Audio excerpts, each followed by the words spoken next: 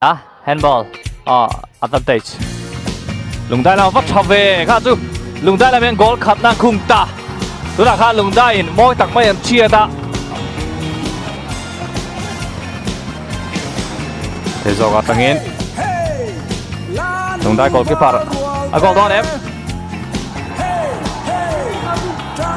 for cắt mấy penalty cắt mấy lùng đại là mấy penalty cho cắt mấy ta lẽ về sau tán remoy save cắt mày lùng đại có cái part remoy ta lẽ goal mo đã pena mà sẽ lùng đại có cái part goal là về him cắt mày minute som pe bel sok đó nè mang tăng cái đó nè goal chiang em về sau lại bên goal là khung cắt mày tôi là khan goal là tagin goal khung tua kha chiang mấy thủ ra ngay là thì chút chiang amaro chú tàu tua kha tụ bể nghe thì kha chiang tao làm gì bên sau lắm goal này tắt mày 1-1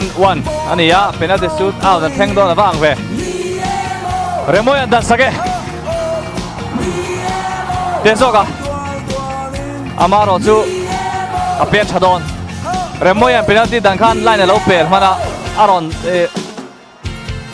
penalty pe to in ball up pen mine goalkeeper khon line khu chua sam thiang lawa te so ka avangan save teu em remoy khan a bit over that maya pc da rem ruada lalia ama goal chiang em dai biak mo la biak mo na tinge enge om zia ba pui hina pe goal nei chuan an chak to do na ni goal liên này đón thì na nè và bây giờ phải goal cho anh chắc corona veng south bây giờ và bây giờ penalty pe goal thì khan veng south thì penalty shoot out đã goal li goal in lung dai anh hè nè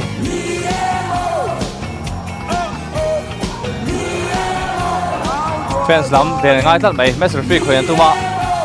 mà sẽ lên veng khoan match referee lùng đại fans anh lom lầu khóc mày ạ Burnen